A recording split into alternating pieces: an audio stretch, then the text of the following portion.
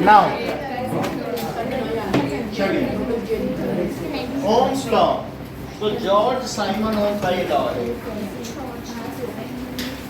Ohm's law. That is, इसमें इनका बना है, सिर्फ इतना ही बना है, बनाना चाहिए था. जॉर्ज साइमन ओम. जॉर्ज साइमन ओम स्विट्जरलैंड के 8वीं की क्लास के अध्यापक थे. तो उन्होंने ये देखा, एक्सपेरिमेंट किया. उस समय वोल्ट मीटर नहीं होते थे, तो उन्होंने क्या किया, जब तार लगाते थे तो कितनी करंट पास हो रही है उसके बेसिस पर उसको हाथ में अपनी जीभ में रख करके वो देखते थे कि उसमें झटका कितना लग रहा है. तो अब उन्होंने अपने टीचर को बताया कि अगर हम पोटेंशियल डिफरेंस बढ़ाएंगे तो करंट भी बढ़ जाएगी. ज़्यादा पोटेंशियल डिफरेंस लगाएंगे तो जैसे हमने आपको बताया था, टम्बलर ज़्यादा भरा हो या ठीक है, तो उससे कैम्फर ज़्यादा भरा हो तो पानी ज़्यादा निकलेगा. ऐसा उन्होंने प्रिंसिपल को बताया. If more is the potential, जैसे 220 वोल्ट है तो ज़्यादा करंट फ्लो करेगी, 1.5 उतनी करंट नहीं फ्लो करेगी. तो टीचर ने बोला तुम ये बच्चों को गलत सिखा रहे हो, और ऐसा कह के स्कूल से निकाल दिया. और फिर उन्होंने हार नहीं मानी. अपनी जो प्रोसीडिंग्स थी, जो फाइंडिंग्स थी, उन्होंने उसको जो कमेटी ऑफ साइंटिस्ट के पास भेजा. उन्होंने ये सही माना और उनको फिर बोला कि आप जो है ऑक्सफोर्ड यूनिवर्सिटी के प्रोफेसर हो जाइए, और इवन जो ओम्स लॉ का पालन करते हैं ऐसे सभी कंडक्टर को ओमिक कंडक्टर के नाम से जाना जाता है, और जो नहीं पालन करते हैं जैसे सेमी कंडक्टर, सिलिकॉन में नॉन ओमिक, तो इतना सम्मान दिया. अच्छा, हम लोग कुछ चीज़ें देखें. नोबेल प्राइज तो मिला ही था. ये देखो कि कुछ चीज़ें हम देखें. यहाँ तक हमने सर्किट देख लिया था कि ये एमीटर है, तो एक सिंपल सर्किट देखो, इसे मत देखो ये क्या चीज़ है, लेकिन ये तो एक सिंपल सर्किट है कि नहीं. तो इसमें आप देख रहे हैं कि एक इसमें क्या क्या चीज़ें बताओ. सेल, एमीटर, की और रजिस्टर है, लेकिन रजिस्टर के एंड्स पर हमने वोल्टमीटर जोड़ दिया. ठीक है, तो अगर हम इसको दबाएंगे तो इसमें करंट फ्लो कर रही है. ये क्या है, किसी बच्चे से गिर गया तो इसकी सुई फ्री हो गई, हम नया ला के दिखाएंगे, फिर इसमें भी डिफ्लेक्शन होगा. बात समझ में आ गई कि नहीं. तो वोल्ट मीटर हम कैसे लगाते हैं, it is always connected parallel to register. इतनी बात समझ में आ गई. यही चीज़ आपको देखनी है. किस वाले फ़ोन में आ रहा है, ये देखो. तो इसमें ये देखो कि कैसे ही कनेक्टेड है, इसके पैरेलल में. बाकी ये तो सर्किट है ही, ये आपने पहले भी देख लिया था. इसमें करंट है, ये खराब हो चुका है, स्विच गिरने की वजह से. अगर पैरेलल में कनेक्ट ना करें तो समझ में आई बात की नहीं. पैरेलल में 2 पॉइंट के बीच का डिफरेंस है. तुम इस रजिस्टर में जाने से पहले तुम्हारा क्या पोटेंशियल था, बाद में, तो वो उससे डिफरेंस निकलेगा, तभी तो पोटेंशियल डिफरेंस निकलेगा. कहीं एक जगह खड़े होकर क्या तुम, अगर मैं इनकी फ़ोटो खींच लूँ तो क्या स्पीड बता सकता हूँ. मैं अभी खींचूँ और 1 सेकंड बाद खींचूँ, तब मैं बताऊँगा कि इनके पीछे का बैकग्राउंड क्या, फिर तब क्या था, तो मैं इनकी स्पीड बता दूंगा, क्योंकि मेरी वो जो फ़ोन है उसमें टाइम आएगा, उससे समय पता चल जाएगा और इनकी स्पीड पता चल जाएगी. एक जगह खड़े होकर तुम पोटेंशियल डिफरेंस नहीं पता कर सकते. 2 पॉइंट्स को टैप करो, उनका डिफरेंस निकालो कि इस दुकान में जाने से पहले इसकी जेब में कितना पैसा था और निकलने के बाद, तो तुम्हें ये पता चल जाएगा कि यहाँ इसने कितना पोटेंशियल ड्रॉप किया. बात समझ में आई. So it is always connected. ही देखो इसके पैरेलल में कनेक्ट किया है कि नहीं. ये रजिस्टर है और ये हमारा पूरा सर्किट है. एमीटर तो सर्किट में कहीं भी लगा दो. ये देखो इसमें क्या दिखाया गया है कि सर्किट में, ये तो पूरा एक सर्किट है. ये सर्किट हो गया, इसमें कुछ सेल है, एमीटर है, की और रजिस्टर. ये आपने पहले ही देखा था. लेकिन इसमें जो भी है आ रहा है, रीडिंग आ रही है. हमने इसके अगेंस्ट में इन दोनों एंड्स पे, क्योंकि यहीं पे सारा ड्रॉप है, तो ये लगा दिया. इसमें भी रीडिंग आनी चाहिए, ठीक है, लेकिन वो नहीं आ रही क्योंकि गड़बड़ है, तो हम ले आएंगे. ठीक है, बात समझ में आई कि नहीं. समझ में आ गया बता. ये देखो, ये हमारा सर्किट हो गया. ये इलेक्ट्रिक सर्किट, सेल है, एमीटर कंटिन्यूटी बनाए रखता है. ये 2 पॉइंट के बीच में जहाँ ड्रॉप होगा वहीं पे कनेक्ट करना पड़ेगा, और कहीं तो ड्रॉप नहीं होगा. सारा जितना करंट बता रहा है, ठीक है कि नहीं? ये देखो क्या दिखाया गया है? ये पूरा सर्किट है, सेल रजिस्टर और क्या है, बी है, दैट इज रजिस्टर। सारा इसका ड्रॉप इसमें तो हो रहा है, तो हमने इसके पैरेलल में इसको कनेक्ट कर दिया। यहाँ करंट दिखा रहा है 0.5 करंट है, लेकिन इसमें भी डिफ्लेक्शन होना चाहिए, ड्रॉप कितना हो वो अभी नहीं आ रहा है। पैरेलल मतलब रजिस्टर के दो एंड पे कनेक्ट पैरेलल, ठीक है नहीं? ये है इसके तो कुछ करंट इसके थ्रू जा रही है, कुछ करंट इसके थ्रू डिवाइड हो गई। पैरेलल का मतलब है दैट इज ट्रिब्यूटरी, नहीं। ये मेन सर्किट हो गया, मेन सर्किट रेजिस्टर हो गया, एमीटर हो गया, कंटिन्यूटी और इसके पैरेलल हो गया, ठीक है कि नहीं? Now let us see Ohm's law, the important part of this chapter.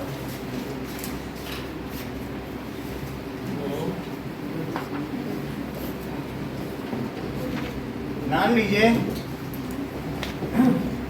कि ये बात इन्होंने बताई कि जैसे एक कंटेनर है तो उसमें ज़्यादा अगर ग्रेविटेशनल पोटेंशियल है, ज़्यादा पानी भरा है तो उसमें ज़्यादा निकलेगा, और इसमें देखो there is less potential, gravitational potential तो आप जानते हो ना, तो MgH के थ्रू होता है।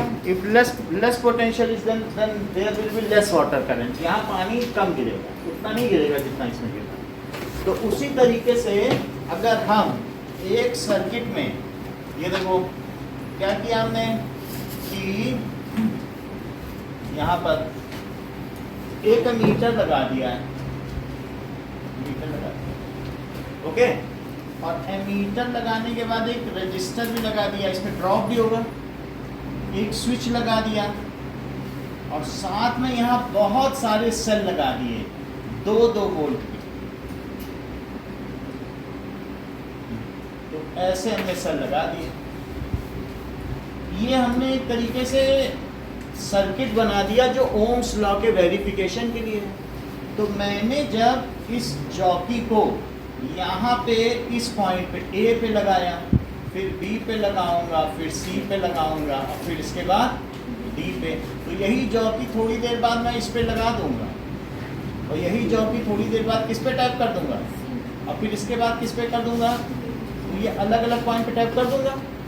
जब मैंने A पे किया तो सिर्फ A सेल के साथ ये सर्किट है, ये सब बाहर रह गया बाईपास, फिर ये सब थोड़ी ना रहे, ये सब तो फ्री है ना, क्योंकि मेरा फिर किससे कनेक्टेड पाया गया बताओ, ए।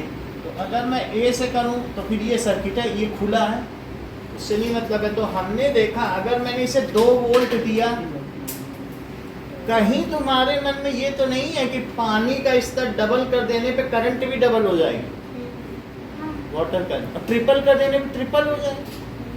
ऐसा ही उन्होंने किया था, क्या गलत कह दिया था जो स्कूल से निकाल दिया। सो इन्होंने कहा the circuit current in a closed electric circuit, या ये कह सकते हो the current passing through a conductor, ये कंडक्टर है, ठीक है, रजिस्टर ये कंडक्टर होता है कि नहीं, करंट पासिंग थ्रू एक कंडक्टर। अब मान लीजिए जैसे ये करंट आ रही तो प्लस टर्मिनल से आएगी कि नहीं, तो current passing through a conductor is directly proportional to the potential difference applied across it।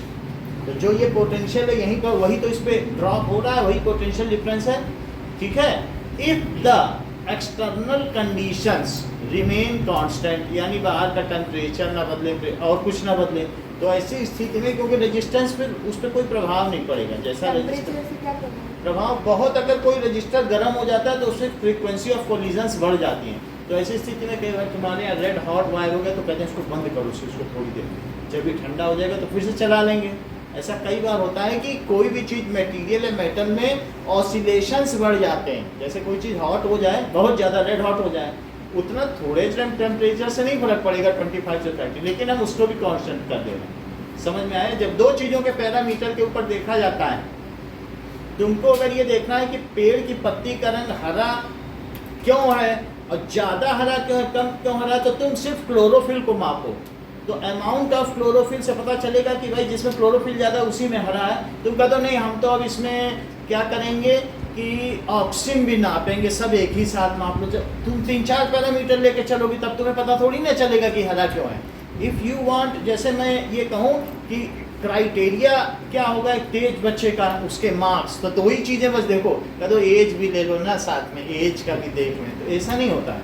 तो हम दूसरे सारे पैरामीटर्स को क्या कर रहे हैं, क्या कांस्टेंट कर देना ठीक है। We are only taking that potential difference is high then the current will be high. जैसे मैं ये कह रहा हूँ कि मान लीजिए ये ऐसे है, तो यहाँ से जो बहने वाली नदी होगी क्या उसमें वाटर करंट ज़्यादा होगी कि जो ऐसे बहेगी उसमें? इसमें कम पोटेंशियल डिफरेंस है, so the water will not be. और कहीं झरना बह रहा हो तो कितनी तेज़ी से बहता है, नदी में उतना थोड़ी ना डिफरेंस हो पाता है। तो इस तरीके से इन्होंने क्या बोला बताइए, पहले मैं बोलूँगा फिर आप रिपीट करोगे, ठीक है। The current passing through a conductor is directly proportional to potential difference applied across it, provided that the temperature remains constant. Repeat करो।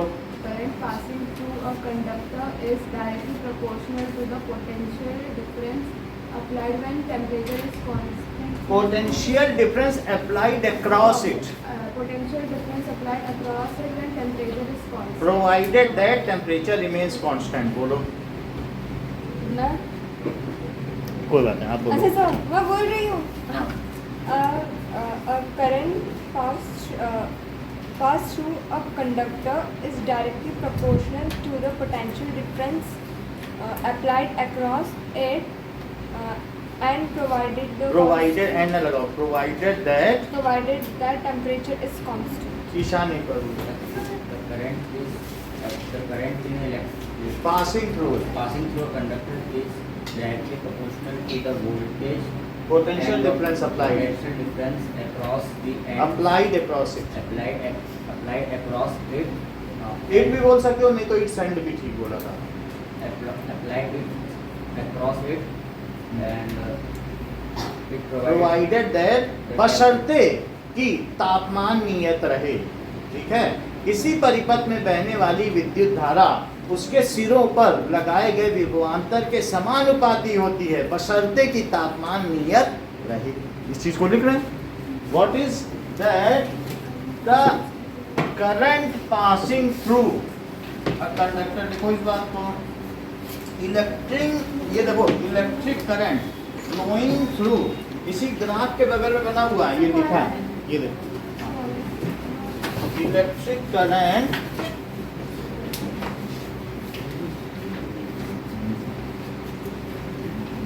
हेलो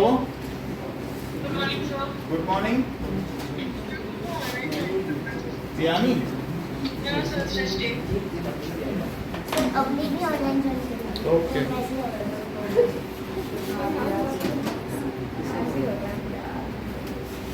ये लोग कुछ नहीं, पेट्रोल का पैसा बचाना चाहते हैं, हवा का पैसा बचा रहे हैं कुछ रोज के। आने वाले साल 16। सर शाम को भी साइंस की होगी। हाँ साइंस है। 6 बजे 5:30 शाम की क्लास अपने टाइम पे भी दूसरे बच्चों की है ना शाम की। हाँ। तो आज छुट्टी नहीं है ना।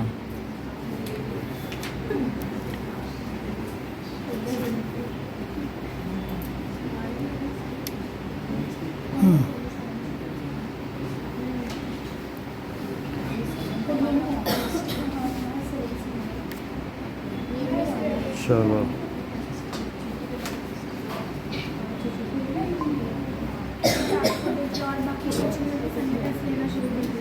ऐसा हो रहा है।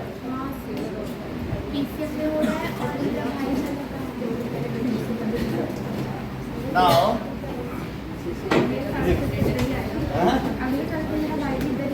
अभी now मतलब किस क्लास में? चलो देखो इस बात को कि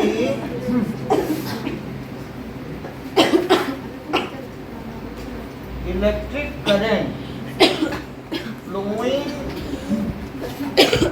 फ्लो, देखो electric current flowing to a conductor, उसमें मेटेलिक वायर लिखा है, आप कंडक्टर लिखो, इज डायरेक्टली प्रोपोर्शनल टू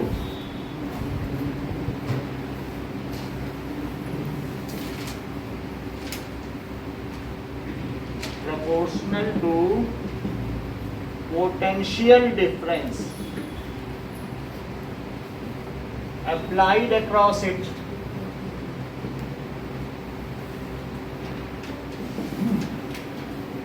ठीक है, provided applied across it, send भी लिख सकते हो जैसा कि ईशान ने बताया, across it भी लिख सकते हो, provided that temperature remains constant.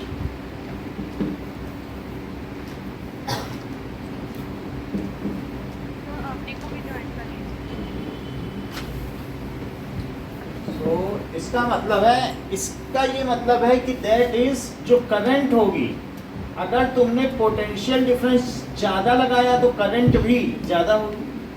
मेरा कहने का मतलब है,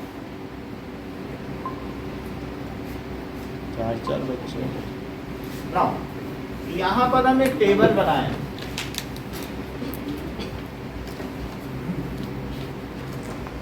कि potential difference applied, potential difference applied, और दूसरा इलेक्ट्रिक करंट, ये चीज है। सो जरा देखें, this is V, this is I, अलग अलग case when connected eight A। पहला केस लो कि कहाँ पे कनेक्ट किया गया है, सो कनेक्टेड एट A। तो ऐसे केस में अगर मैंने A पे कनेक्ट कर दिया है एक लवे, तो कितना पोटेंशियल डिफरेंस अप्लाइड है, बोलो। 2 यहीं पर है तो यही इसमें है, और ये सब 2 वोल्ट के हैं, 2 वोल्ट। तो सही जरूरी है। अगर हमने कनेक्टेड एट ए पे किया तो 2 वोल्ट वाला हमने लिया है। एक ऐसा सेल लिया जो कितने वोल्ट का है, लेड एसिड बैटरी ले ली। लेड एसिड बैटरी जो कार में लगती है तो 12 सेल लगा देते हैं तो 24 वोल्ट की बैटरी होती है। लेड एसिड बैटरी बाइक में भी लगती है, तो 2 वोल्ट के जो हमारे यहाँ इन्वर्टर है वो भी लेड एसिड बैटरी का ही है। निकल कैडमियम की आती है, लेड एसिड की आती है, तो 2 वोल्ट वाला हमने ले लिया। अब मान लीजिए 2 वोल्ट का ले लिया, तो इसमें अगर हमने देखा कि ऐसा करने से 1 एम्पियर करंट फ्लो कर गई, हमने इसकी रीडिंग ली तो पता क्या चला, कितनी करंट फ्लो करी, 1 एम्पियर की। फिर हमने इसको कहा नहीं, अब हम इसको B पे लगाएंगे। अगर हम एकलव्य इसको B पे लगाएंगे, अब यहाँ से जॉकी हटा दी और फिर इस पर लगा दिया, तो ये बताओ ऐसी स्थिति में अब कितने सेल तुम्हारे इसमें आ गए सर्किट में, 2 सेल आ गए और दोनों आपने प्रॉपरली कनेक्टेड किए हैं, दैट इज प्लस वो माइनस है, तो टोटल कितना वोल्टेज हो गया, 4 वोल्ट का हो गया। तो अब आपको क्या लगता है, अगर आपने पोटेंशियल डिफरेंस डबल कर दिया तो क्या होगा, मान लो जैसे पानी का लेवल डबल कर दिया तो क्या चीज़ हो सकती है, यानी करंट भी डबल हो जाएगी, इससे बहने वाला पानी भी डबल हो जाएगा। क्या अगर मान लो ऐसा होता है कि अगर आपको उससे नल से कैंपर से पानी नहीं मिलता तो आपको ये पता चल जाता है कि उसके अंदर पानी नहीं है, कि नहीं अंदाज़ा लगा पाते, लग जाता है। तो इसका मतलब है कि करंट ज़्यादा होगी तो उसके अंदर पोटेंशियल डिफरेंस भी ज़्यादा है, उसके लिए खोलने की ज़रूरत नहीं है। ओके, बात समझ में आ गई कि नहीं? आओ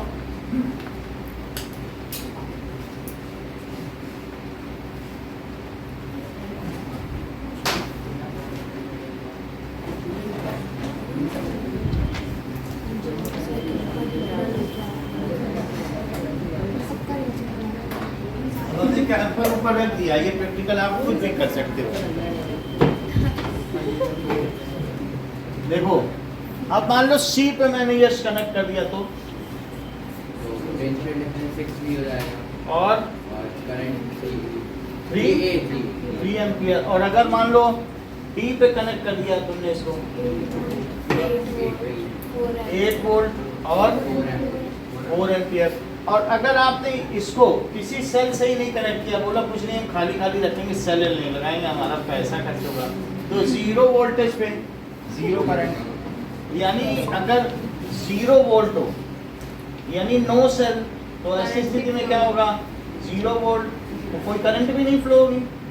अपने सर्किट में सभी मत लगाओ तो क्या होगा, सिर्फ तार घुमा लो तो क्या करंट फ्लो होगी, कुछ भी करंट नहीं फ्लो होगी। तो यहाँ देखा गया, हाँ बोल, रजिस्टर में तो थोड़ी जाएगी ना करंट। जब तुम्हारे पास सेल पोटेंशियल ही नहीं होगा तो करंट फ्लो नहीं होगी। दो चीज के बीच में डिफरेंस होना चाहिए। मान लो जो हिमाद्री और गंगा सागर है एक ही लेवल पर हो, तो क्या जल धारा बहेगी हिमाद्री से गंगा सागर तक, यहाँ से स्रोत निकलता है पानी का और जाता है गंगा सागर में, तो वहाँ से वो हाइट होती है, तभी तो धीरे धीरे 2000 मीटर का एल्टीट्यूड डिफरेंस है, मालूम है, हिमाद्री और गंगा सागर, सी लेवल से वो 2000 मीटर ऊपर है। वैसे तो 8844 मीटर है टोटल जो हमारी हिमालय की हाइट है, लेकिन हिमाद्री की अगर हम बात करें तो इतने का डिफरेंस, तुम कहो एक ही लेवल पे ले लें तो कुछ करंट होगी। तो जब सेल ही नहीं होगा कह दो कि कुछ तो जाएगी, कुछ भी कहाँ से जाएगी, ठीक है। और रजिस्टर का भी होना जरूरी है। नहीं तो कल किसने प्रश्न किया था कि सर रजिस्टर डालो पेंदी काट दो नीचे से, वो कंट्रोल करता है ना अमाउंट ऑफ कितना जाएगी, समझ में आ गई कि नहीं। सीधा इससे इसमें लगाओगे तो इनफाइनाइट कर जाएगी, वो अभी हम बताने जा रहे हैं। जो उसका प्रश्न था उसका आज उत्तर दिया जाएगा, वो है ही उत्तर दे कोई बात दिया। नहीं, दूसरे ले लेंगे उत्तर। प्रश्न तो करके गया, कितना हम लोग के लिए अच्छा काम करके गया, नहीं। अब चलो देखो, V is proportional to I, यानी I बढ़ेगी अगर V बढ़ा दिया जाए, यही तो होता है डायरेक्टली प्रोपोर्शनल का मतलब। और एक प्रोपोर्शनलिटी कांस्टेंट ले लो, that is V is equals to I R, ठीक है कि नहीं। जैसे हम लोगों ने देख लिया था सेकंड ऑफ मोशन में F इज प्रोपोर्शनल टू, ये A is proportional to F, ज़्यादा फोर्स लगाओगे तो ज़्यादा रेट ऑफ चेंज हो जाएगा। फिर हमने एक प्रोपोर्शनलिटी कांस्टेंट ले लिया था ma, तो यानी एक्सीलरेशन के साथ ये प्रोपोर्शनलिटी कांस्टेंट था। अगर बहुत ज़्यादा मास है तो कम एक्सीलरेशन, कम मास है तो मोती को तुम फोर्स लगा रहे हो तो उछल जाएगी, पत्थर पे फोर्स लगा रहे हो तो कम होगा। तो ये इस पर डिपेंड करेगा कि नहीं। So what does it mean, what is the meaning of R here. R is the resistance of resistor, ये कितना रजिस्ट करता है उस पर भी तो निर्भर करेगा। मान लीजिए ये इस बात पे भी निर्भर करेगा कि तुम्हारी टोटी पतली है कि मोटी। अगर तुम्हारी टोटी मोटी है तो क्या होगा बोलो, then there will be more current. तो बता सकती हो ध्रुवांशी इस केस में रेजिस्टेंस ज़्यादा है कि इस केस में,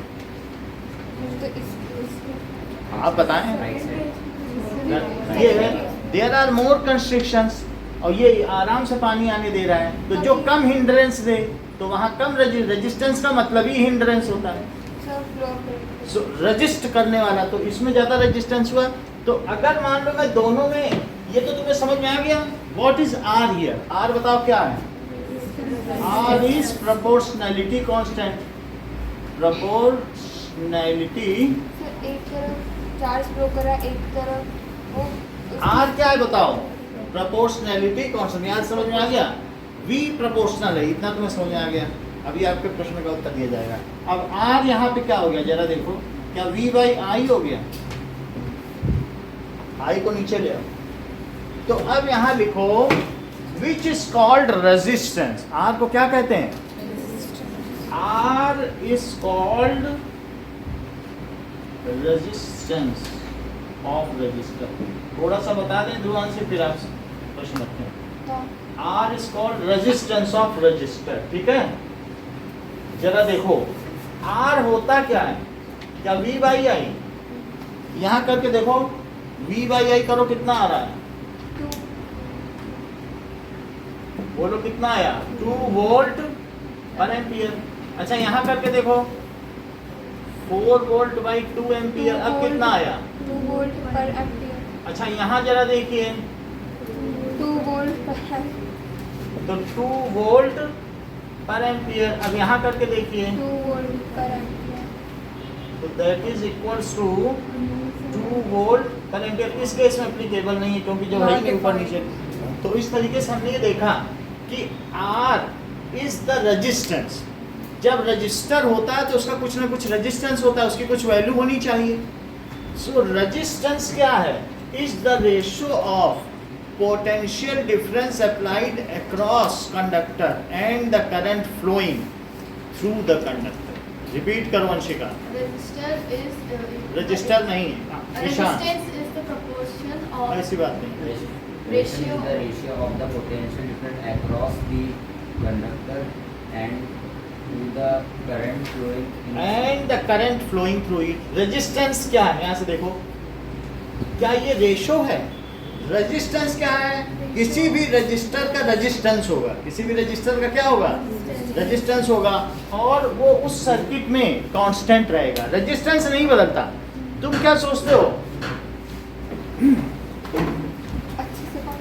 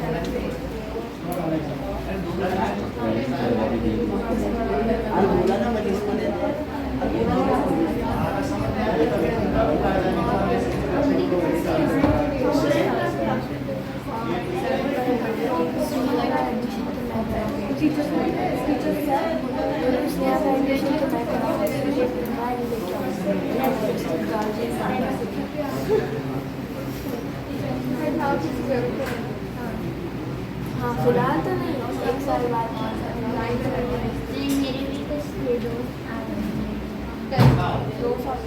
सो जरा देखो, कुछ लोग बात कर रहे थे कि देखो देखो यहाँ पर मैंने ज़्यादा पोटेंशियल लगाया, ठीक है, और यहाँ करंट आया, तो जैसे मैंने ज़्यादा पानी बढ़ाया तो देखो टोटी मोटी होती जा रही है, टोटी पतली होती जा रही है, तो क्या रेजिस्टेंस बदलेगा? टोटी का मतलब वो जो टैप से पानी निकल रहा है, वो टैप कम ज़्यादा होगा क्या? टैप कम ज़्यादा नहीं हो सकता ना. करंट बदल सकती है, लेकिन वो जो टैप है वो बदल सकता है, क्योंकि वो टैप ही तो रिस्ट्रिक्शन है. तो क्या ऐसा तुमने कभी कैंपर में देखा, जब फुल होता है तो मोटी हो जाती है, पतली हो जाती है? सो रेजिस्टेंस नेवर चेंजेस. क्या ये हमारे भी केस में हुआ है कि रेजिस्टेंस नहीं बदला है? सो क्यों? क्योंकि प्रोपोर्शनलिटी कांस्टेंट कभी नहीं बदलता. कोई कहते देखो हमने ज़्यादा फोर्स लगाया तो उसका मास बढ़ गया, और जब कम लगाया तो कितना अच्छा लग रहा है, अब ज़्यादा मास हो गया. ऐसा हो सकता है क्या? मास नहीं बदल सकता. उसी तरीके से यहाँ पर भी क्या है कि रेजिस्टेंस ये क्या है, ये प्रोपोर्शनल कांस्टेंट नाम ही है, प्रोपोर्शनलिटी कांस्टेंट है, इट डज नॉट चेंज. और रेजिस्टेंस को डिफाइन करो. Resistance is the ratio of potential हाँ बोलो. Potential difference applied across conductor across the conductor and the electric current passing through it. सही है. तो ये चीज है. अब यहाँ पर हम इसको क्या लिख सकते हैं, ये जो रेजिस्टेंस है इसे ओम लिख सकते हैं, या फिर इसे 2 ओम भी कह सकते हैं. यहाँ भी कितना है? 2 ओम. तो दिस इज 2 ओम, और ये भी 2 ओम है. इतनी बात समझ में आ गई? लिखो रेजिस्टेंस क्या है? वोल्ट पर ampere. Resistance of a resistor is ratio of, तो इसका सिंबल इक्वल, ठीक है, ये इसका सिंबल है ओमेगा. जैसे अल्फा बीटा गामा होता है, तो ये ओमेगा, नाम ओमेगा है, लेकिन फिर भी इसके समान में हम इसे ओम ही कहते हैं. जॉर्ज साइमन ओम्स के साथ ओमेगा बोलना चाहिए, बट ऐसा इस पहली बार हुआ है कि लिखेंगे ओमेगा और बोलेंगे ओम.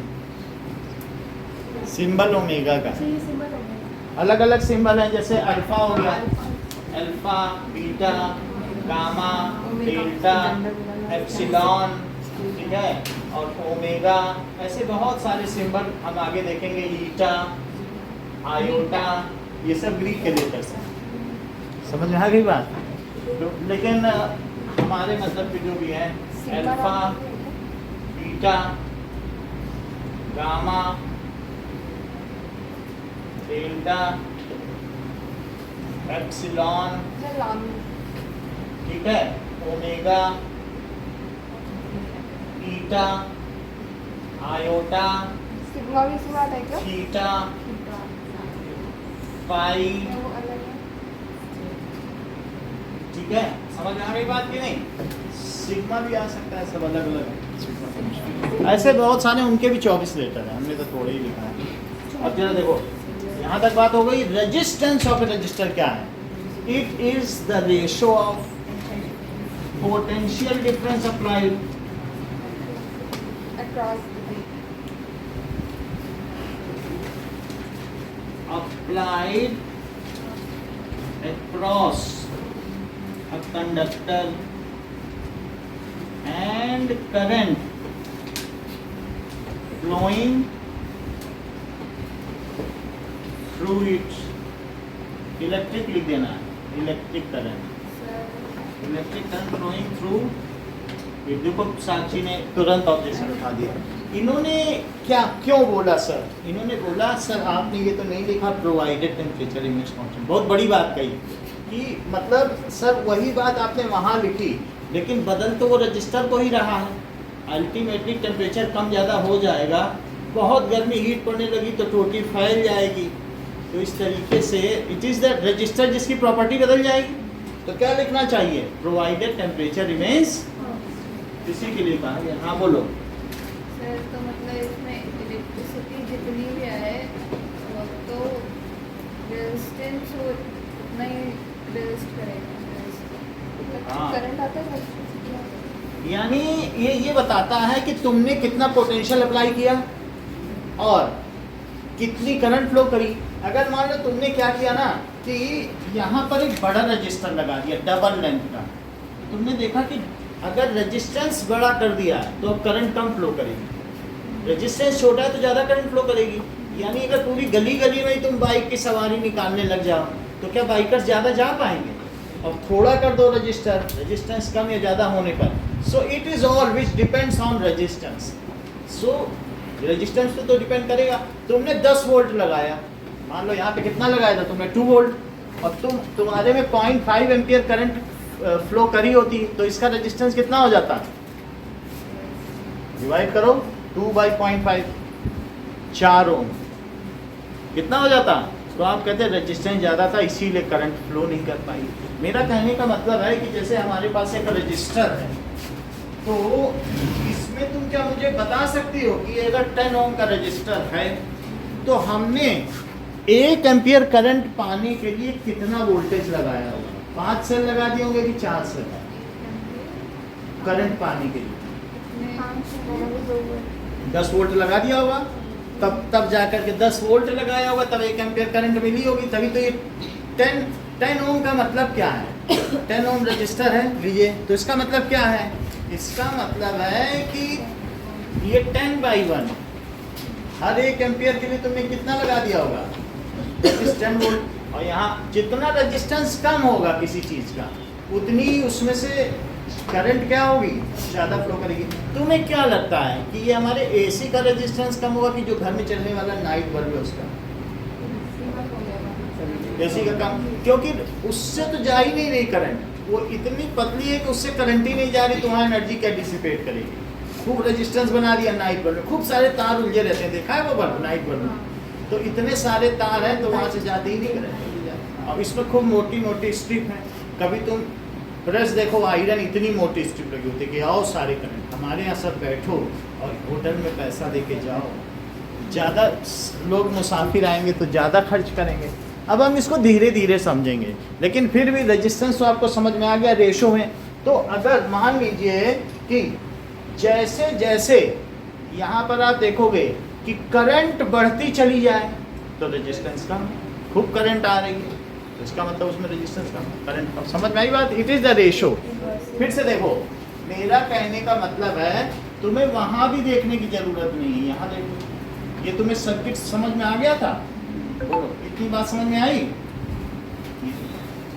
अब वो लोग कह रहे हैं कि अब अलग अलग सेल लाओ, इतना नहीं करेंगे क्योंकि 4 सेल, एक ही सेल 25 रुपए का लांबा देता है, हम अब 4 सेल लाएं, ऐसा भी हो सकता है कि नहीं? तो ऐसे उसके लिए फिर हम रीऑस्टेट लगाएंगे। क्या लगाएंगे? अभी कल हमने एक दिखाया था कि नहीं? तो वैसे आपके में जो हमने बताया है वो यही सर्किट है। इसको देखो, ये वाला सर्किट देखो, ये जो टेबल बनी हुई है, पेज नंबर हमारे में 204 है। तो क्या मैंने तुमको अभी अभी जो एक प्रैक्टिकल दिखाया उसमें इसी रजिस्टर के अक्रॉस वोल्ट मीटर लगा था? देखो ध्यान दो, यहीं पर लगा था कि नहीं? तो इसकी रीडिंग और इसकी रीडिंग, दो की रीडिंग का हमने एक चार्ट बनाया। ये इसे क्या कहेंगे बताओ? Ohmic circuit. It is the table to verify Ohm's law and graph of Ohm's law. इसका पूरा पैकेज है 5 नंबर का, वो अब हम करने जा रहे हैं। ये सबसे इंपॉर्टेंट क्वेश्चन है। ओम्स लॉ, ओमिक सर्किट, ये ओमिक सर्किट है, देख लो, वोल्टेज है और ये यहाँ पे लगाते जाओ और दोनों की रीडिंग वाली करो, ठीक? तो इसको क्या कहेंगे? Ohmic circuit. अब हम क्या बनाने जा रहे हैं? That is graph. So VI graph for verification of Ohm's law. जरा देखो, VI graph for verification of Ohm's law. क्या अर्पिता तुम ये बता सकती हो कि रेजिस्टेंस की 2 यूनिट क्या है? सही। नाउ यहाँ देखो, जब VI ग्राफ हम बनाएंगे तो V ऊपर लेंगे और पोटेंशियल डिफरेंस और C नीचे लेंगे। ये Y एक्सिस में पोटेंशियल डिफरेंस दिया जाए, दैट इज V। जैसे कभी कभी XT ग्राफ बनाते हो कि नहीं, VT ग्राफ ऐसा बनाते हो, XT VT मोशन में 9th में बनाया ना, तो X हमेशा यहाँ लेते थे, जो पहले बोला जाएगा वो Y एक्सिस में। XT ग्राफ बनाया ना, VT ग्राफ, TV तो नहीं बनाया ना, VT बनाया, तो V यहाँ लेते थे, T यहाँ लेते थे। ऐसे ही अगर मैं VI कह रहा हूँ तो V यहाँ लोगे और I यहाँ लोगे। तो यहाँ लिखो करंट, करंट I, और ये हो गया, इसकी यूनिट इन एम्पियर हो गई, वो तो वोल्ट में हो गया, इन वोल्ट, और ये इन एम्पियर। जरा देखें, 1 2 3 और 4, 2 4 6 एंड 8, यहाँ तक ठीक है? ये 0 लो, बताओ 0 पे कितना है? 0। और बोलो, इधर से देखो जरा, 1 2, क्योंकि XT पहले लिखा जाएगा। 2 1 लिखें कि 1 2 लिखें? पहले करंट लिखी जाएगी, X एक्सिस पहले नोटेड। तो यहाँ पे 1 करंट मिली, जबकि 2 एम्पियर का वोल्टेज अप्लाई किया। 2 करंट कब मिलेगी? 2 में ये चीज है 4, और 3 कब मिलेगी? 3 और 4 दैट इज 4 एम्पियर। अब इन सबको मिला दो तो क्या ये लीनियर ग्राफ होगा? ये कैसा ग्राफ हो गया? लीनियर। तो हम क्या कह सकते हैं, जब भी ग्राफ लीनियर होगा इसका मतलब है कि देयर रेशियो इज कांस्टेंट। समझ में आ रही है कि नहीं? जैसे कभी तुमने ऐसा 9th में बनाया y is equal to 3x या 2x का ग्राफ रूप बनाया है, तो क्या वो ग्राफ लीनियर बनता है? तो लीनियर का मतलब है y बाई x यहाँ कितना हो जाता है? जरा देखो, 2 हो जाता है। y बाई x कांस्टेंट है, 2 वेरिएबल कांस्टेंट उनका रेशियो। तो as VI graph is linear, hence it verifies Ohm's law। फिर से देखो, क्या लिखोगे? एज VI ग्राफ कैसा है बताओ? Linear, so it verifies Ohm's law। अब जरा देखो, कहने का मतलब है कि इसमें एकलव्य ये पूछना चाहते हैं कि मुझे सर ये नहीं समझ में आया लीनियर से कैसे ये वेरीफाई कर रहा है, तो मुझे कुछ बताना पड़ेगा। ये देखो एक ऐसा ग्राफ है, कहते हैं ना लीनियर होता तब भी ओम्स लॉ को फॉलो करता है, ऐसी किसकी मजाल है कि जो ओम्स लॉ को ना फॉलो करे। फिर से देखो यहाँ पर 1 है, 1 ये कितना है 2, और फिर यहाँ पर ले लो, ये देखो 1 है और 2 है और ये 3 है। और फिर ये देखो यहाँ पर मैंने ये देखा कि 1 जब था तो कुछ करंट है, समझ में आई बात कि नहीं। और फिर ये 1 एम्पियर 2 एम्पियर 3 एम्पियर, जब मैंने देखा कि 2 से वोल्टेज में बढ़ाने लग गया 3, तो करंट इनफाइनाइट हो गया थोड़ा सा बढ़ाने पे। कई बार ऐसा होता है कि सारे इलेक्ट्रॉन ही भागने लग जाएं, जो सिर्फ यही नहीं कि जो उसके वो है अंदर के भी निकल के कोर इलेक्ट्रॉन भी भागने लग जाए, तो फिर वो क्या होगा बताइए, सर्किट उसमें जो मेल्ट हो गया, यानी वो क्या चीज़ हो गया, वो जो रजिस्टर है वो ब्रेक डाउन हो गया, ब्रेक डाउन। तो ये फिर ओम्स लॉ नहीं फॉलो कर रहा है ना। सेम रेशो कैसा होना चाहिए, सेम रेशो तो ऐसे ही होना चाहिए कि अगर 1 पर 1 रहे या 1 पर 2 रहे, तो जब तक लीनियर होगा तभी तक ऐसा करेगा। क्यों? क्योंकि आपको मालूम है कि अगर लीनियर रहेगा तो tan थीटा क्या होता है बताओ, ये लेंथ 2 है और 1, और यहाँ पर भी tan थीटा देख लो, क्या 4 और 2, तो tan theta is perpendicular by base, तो दिस बाई दिस भी tan थीटा होगा, 4/2 भी tan थीटा, और 6/3 क्या वो भी tan थीटा होगा। तो इसका मतलब है slope of V I graph is tan theta and tan theta is the resistance. बात समझ आई? tan थीटा क्या है 2/1, और यहाँ से देखो 4/2 क्या है, वो भी वही होगा, एंगल नहीं बता, और स्लोप ही बदल दो, क्या तो नहीं, पहले तो tan थीटा था और फिर यहाँ से देखो स्लोप, तो स्लोप तो बदल गया ना, स्लोप बदल गया तो रेजिस्टेंस भी बदल गया, और यहाँ तो स्लोप बिल्कुल खत्म हो गया, अब यहाँ पे स्लोप और भी पतला हो गया, तो स्लोप तुम बदलते जाओगे तो v बाई आई नहीं बदल जाएगा, ये v है और ये आई, तो स्लोप सेम रखने के लिए हमें कैसा चलना पड़ेगा। So V I graph linear implies that, क्या इम्प्लाई करता है कि that is it is a ohmic resistor, so it confirms the Ohm's law. अब तुमसे दो चीज पूछी जाएगी, एक तो रेजिस्टेंस की डेफिनेशन पूछी जाएगी और एक 1 ओम की डेफिनेशन, दोनों बताओ।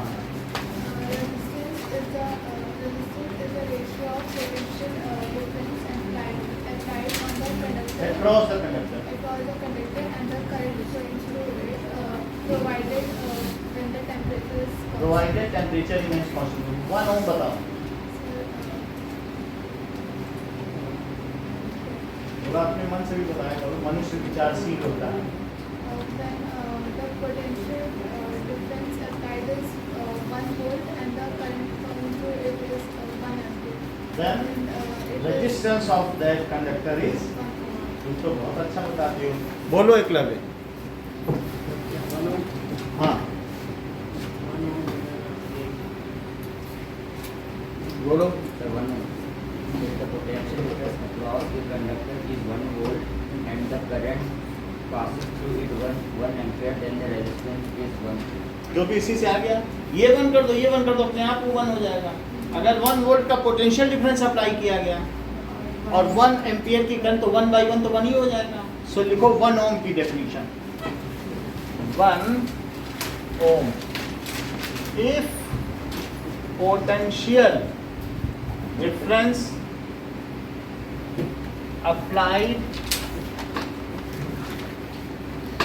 across conductor, ये कितना है, is 1 volt and current passing through it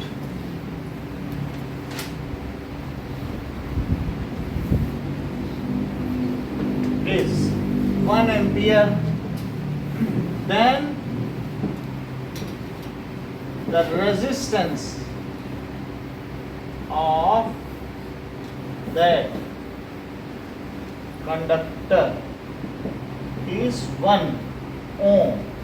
ठीक है, एट दैट टेम्परेचर लिखना हो जिसको तो ऐड कर सकता है, मतलब कांस्टेंट टेम्परेचर, ऐड कांस्टेंट। अब जरा देखें,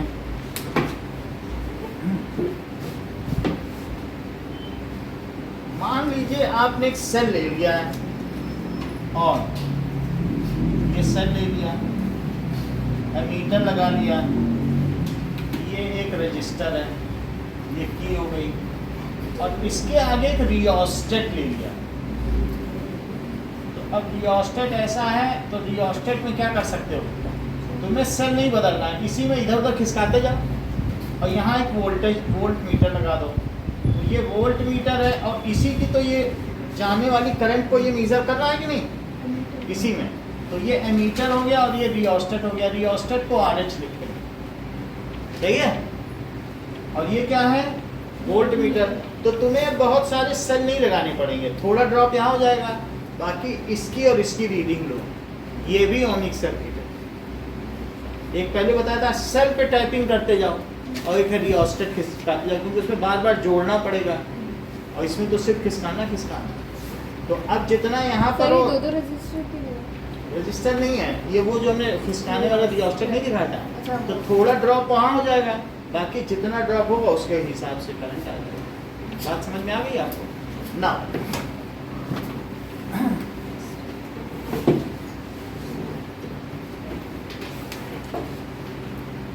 देखिए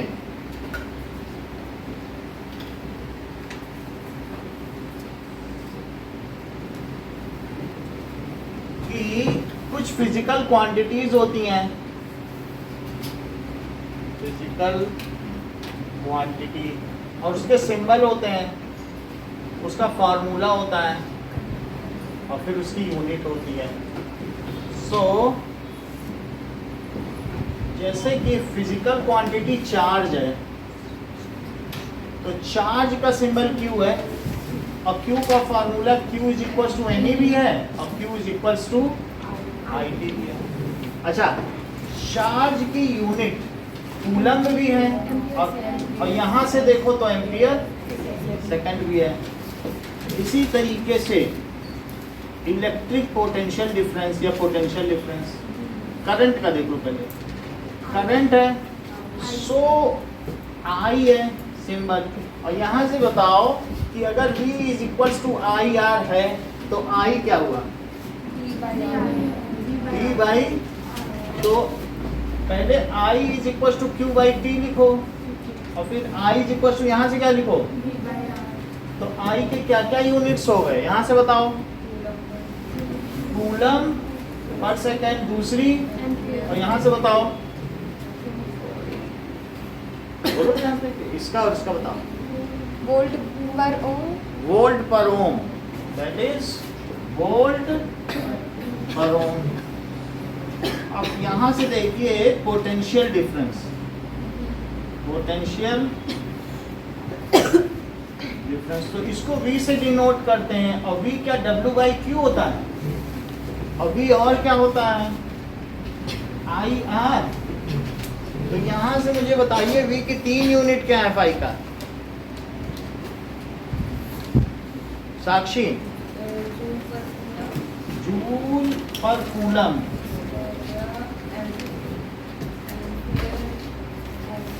एम्पियर, ओम, और बताओ, वोल्ट, देख लो, एम्पियर, ओम, जूल पर कूलम, और वोल्ट तो होती है, सही है। अब जरा देखो potential difference, now resistance, resistance क्या है, तो रेजिस्टेंस को R से डिनोट करेंगे, और R क्या होता है, दैट इज, वहां से देखो V by I, this is Ohm's law. तो रेजिस्टेंस की 2 यूनिट बताइए एक लगे, that is Om,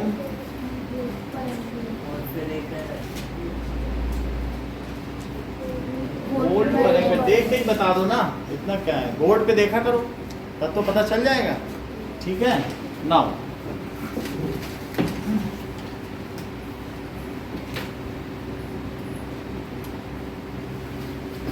what does it mean, a cell has cell potential of 10 volt, what does it mean, Supriya?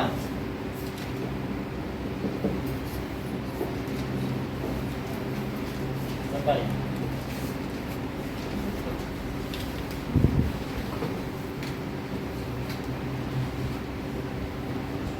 अब बोलो आना।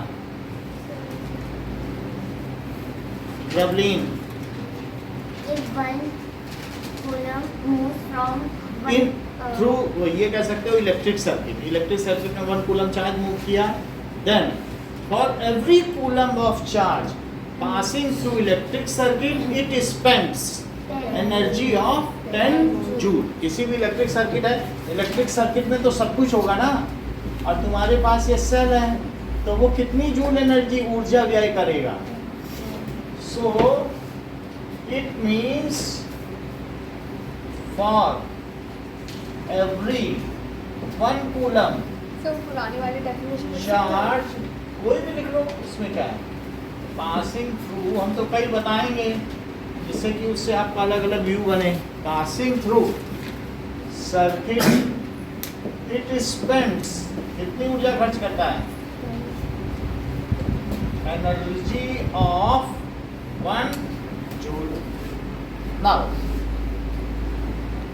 a resistor has resistance 10 joule, ठीक है। A resistor has resistance of 10 ohm. What does it mean?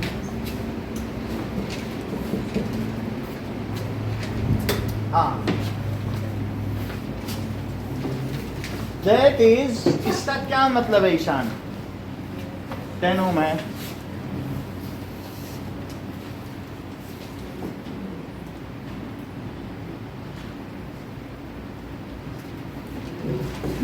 it means the ratio of potential difference applied across to the conductor across conductor and electric current passing through it, इन दोनों का ratio is क्या है, 10 volt पर ampere. The ratio is 10 volt पर ampere. सही है कि नहीं? तो ये इन दोनों का रेशो हो गया। नाउ पहला क्वेश्चन है tabulate the fill the table.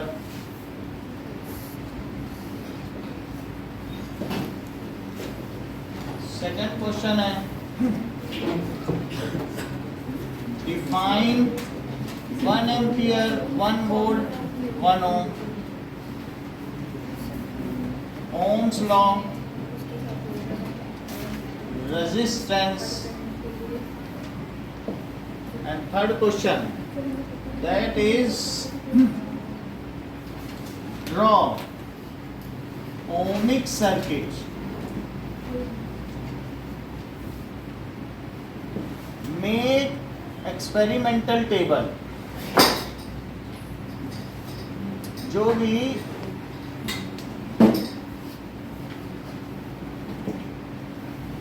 And draw VI graph.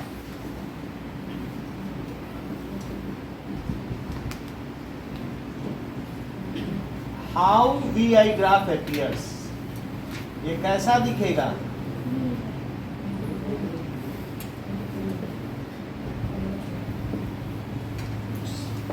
चलो इतना काम।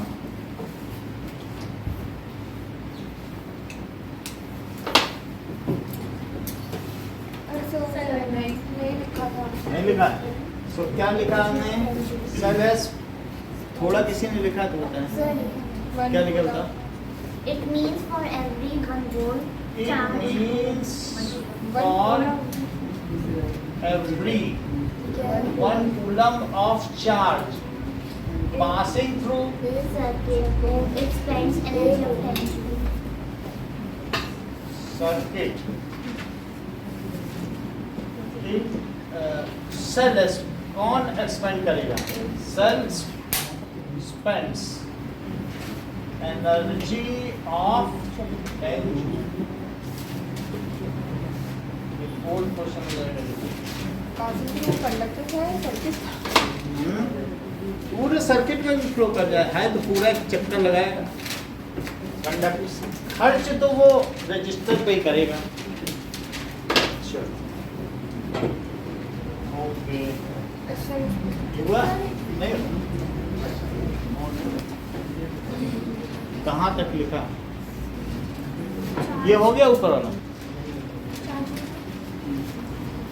अब लिख दें क्वेश्चन नंबर 7 में क्या दिया है कि एम्पियर्स दिया है और वोल्टेज दिया है। सो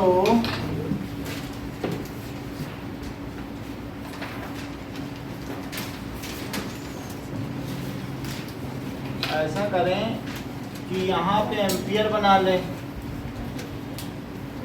1 एम्पियर 2 एम्पियर 3 एम्पियर और 4 एम्पियर और वोल्टेज कहाँ तक ले जाना है। अब आप अपने ग्राफ पेपर को ऐसे लंबा करें तभी 13 तक जाएगा। ऐसे यूज़ करें देख रहे 13 जाना चाहिए। तो अब इसमें बनाओ 1 1 2 3 4 5 6 7 8 9 10 11 और 12 और 13 ऐसे चला जाएगा। यहाँ लिखो करंट नीचे करंट होगी और that is potential difference V volts. ये चीज यहाँ पर करंट यहाँ पर। तो अब जरा देखो कि V की वैल्यू 1.6 और करंट 0.5 तो 0.5 ये होता है और 1.6 कहाँ होगा। ये चीज हो जाएगी 0.5 और 1.6। दूसरा देखो 1 पर कितना आ रहा है क्या 3.4 तो 3.4 पे ले लो 1 3.4। इसके बाद देखिए 2 पे कितना आ रहा है 6.7 तो 6.7 तक ले लो 2 6.7 ऐसा होगा। यहाँ ग्राफ हमें ऐसे बनाना पेपर ऐसे यूज करना 13 तक जाएगा ना तो लंबाई में भी लेना। 3 पे कितना आ रहा है 10.2 तो 3 पे 10.2 तक जाओ ये है 10.2 दैट इज 3 और 10.2। फिर इसके बाद और आगे चले जाओ 4 पे कितना आएगा 13.2 4 ऊपर ले जाओ और 13.2 यहाँ पे कहीं तो दिस इज 4 13.2। अब इन सारे पॉइंट्स को मिलाओ देखो ऐसे फिर ऐसे ऑल पॉइंट्स तो लगभग लीनियर आएगा क्योंकि हम लोग की एक्सपेरिमेंटल इधर भी होती है। ठीक लीनियर नहीं आएगा ग्राफ पेपर पे। ऐसे बनाया और फिर इसको ऐसे मिलाया लीनियर आना चाहिए लेकिन कभी कभी टेम्परेचर बदल जाता है एक जैसी कंडीशन तो होती नहीं है। तो ये ग्राफ आप बनाओ समझ में आया बात की नहीं आता है मैं बता रहा हूँ कैसे बनाना। ये तो ये बनाया आपने इधर 13 ले लो और एक लाइन नीचे से यहाँ से ले लो तो यहाँ पर ऐसे बनाना है तो यहाँ एक लाइन और यहाँ पे एक लाइन ड्रॉ करके यहाँ तक 13 आ जाएगा। समझ में आया। और अब सबके लिए R1 R2 निकालना है। जरा चेक करो ऐसे क्वेश्चन आते हैं दैट इज जो केस स्टडी उसमें आते हैं। तो अब यहाँ पर हम क्या करेंगे फिर से देखो तो यहाँ लिखो V यहाँ लिखो I ऐसे लिखो V कितना है 0.5 1.6 और ये 0.5 वोल्ट और ये 0.5 पे फिर ये कितना है 3.4 वोल्ट और 1 एम्पियर फिर 6.7 volt 2 ampere then 10.2 volt 3 ampere और फिर 13.2 वोल्ट एंड 4 एम्पियर। ये कितनी वैल्यूज हो गई 5 वैल्यूज हो गई। फिर यहाँ लिखो R इक्वल्स टू V/I, और अब यहाँ से R1 आएगा, क्योंकि फर्स्ट रीडिंग क्या होगी R1 क्या होगा बताओ, V1/,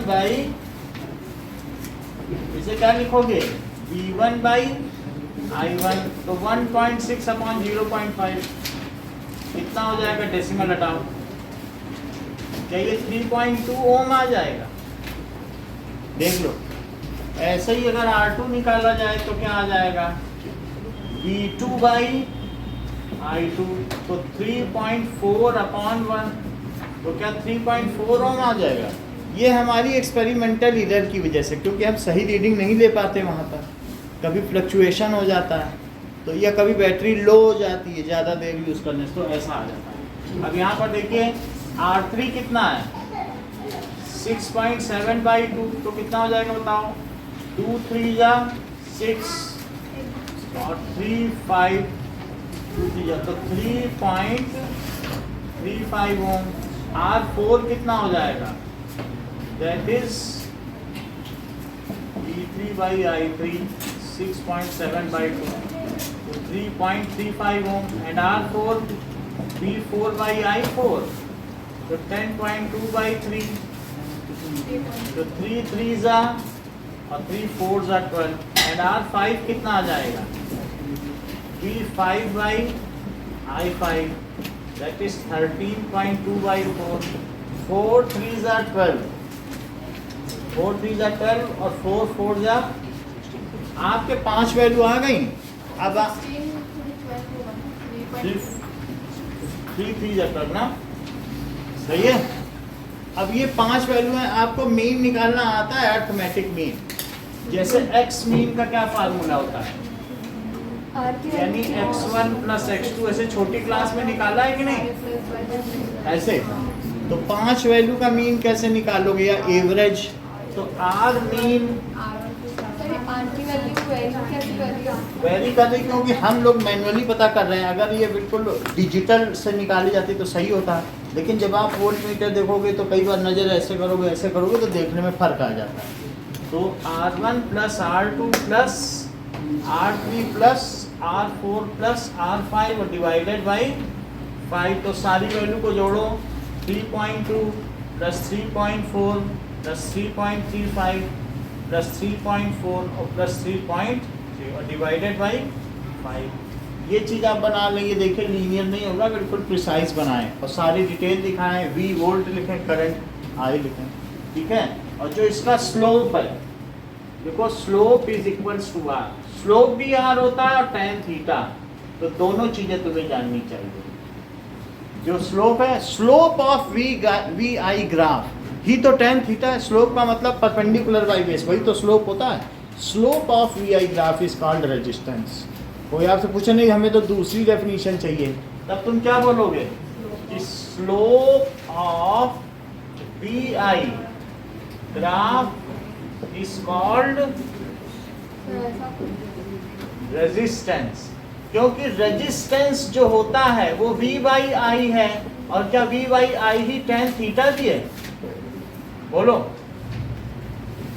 V/I तो tan थीटा है, V और I परपेंडिकुलर बाई बेस, वही तो tan थीटा होता है कि नहीं। अच्छा बोलो क्या वैल्यू आ जाएगी,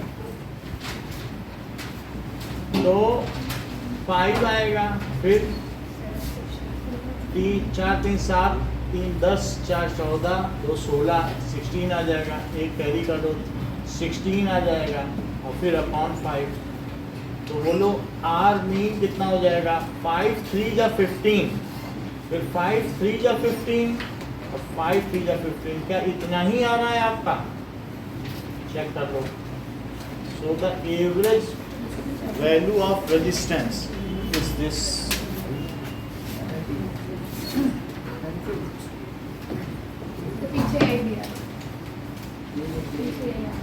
हाँ नहीं है, ये यही है,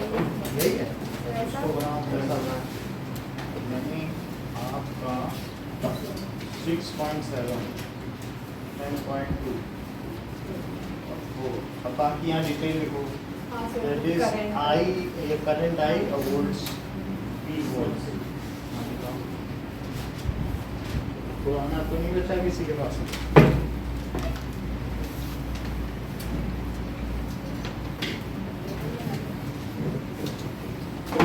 मेरे पास सारे रीडिंग रखे हैं जितने भी हैं अपने पास। जब छुट्टियाँ होती तो फिर सबके कमेंट्स पढ़ता हूँ। चलो अब लिख दिया, अब ये बात ये बोलो। हाँ तो नोटिस में लिखना। हाँ। तुमने कितना एफर्ट किया।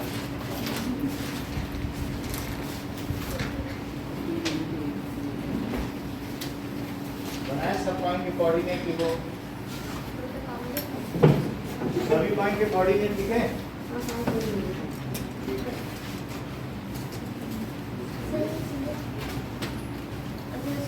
हाँ लाइन अप ड्रॉ करो, सही है। बनाया सबके कोऑर्डिनेट लिखो। ज़्यादा आपने बाउंड्री ले लिया, एक सेंटीमीटर छोड़ के बनाते, क्योंकि बी और आई भी तो लिखना होता है ना, थोड़ा छोड़ना चाहिए। चलो ये किधर से क्यों बना रहे हो, ऐसे थोड़ी नहीं बनता है, इधर होता है क्या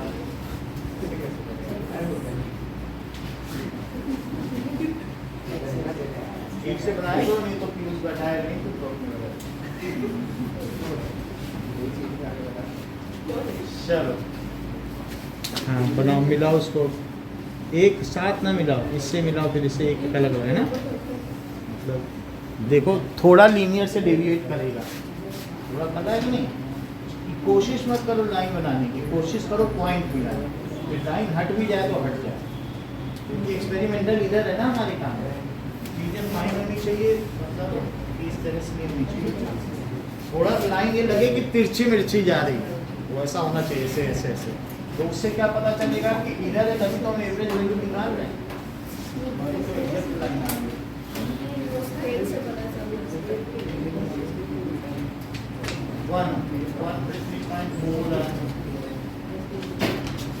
सर सीधी सीधी लाइन में कब भी आ रही है? सीधी आ रही, तो इसके नीचे का क्या है?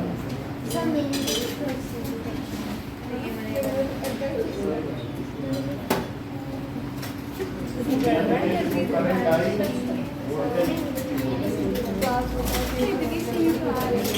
और ये नोट कर लो,